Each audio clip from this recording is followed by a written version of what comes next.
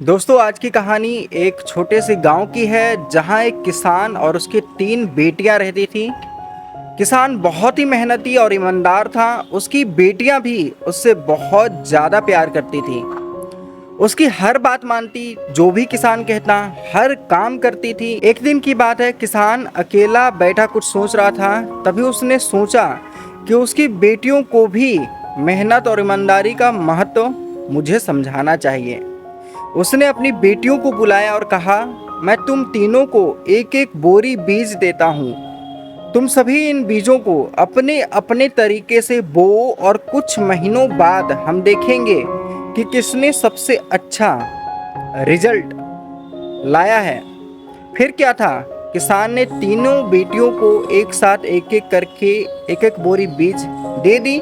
पहली बेटी ने बीजों को खेत में बो दिया, लेकिन पानी देने में आलस कर गई। वहीं दूसरी बेटी ने बीजों को ठीक से बोया, लेकिन खेत पर समय समय पर निराई और गुड़ाई नहीं कर पाई।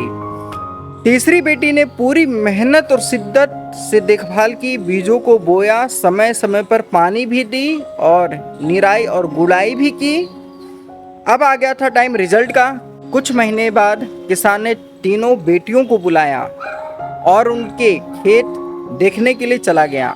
पहली बेटी का खेत सूखा और बंजर था। दूसरी बेटी का खेत कुछ हद तक तो ठीक था, लेकिन ज़्यादा फसल नहीं थी वहाँ पे। तीसरी बेटी का खेत हरा भरा और फसल से लहलहा रहा था। किसान ने अपनी तीसरी बेटी की तारीफ की और कहा, देखो बेटियों, मेहनत और ईमानदारी का फल हमेशा मीठा होता है, और जो काम हम पूरे मन और शिद्दत और लगन से करते हैं ना, उसका परिणाम हमेशा अच्छा ही होता है।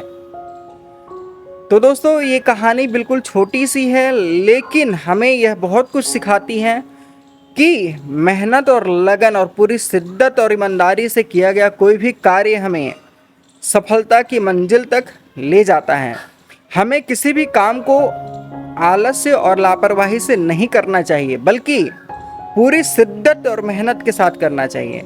तो दोस्तों ये कहानी अगर आपको अच्छी लगी तो लाइक शेयर और सब्सक्राइब कर देना।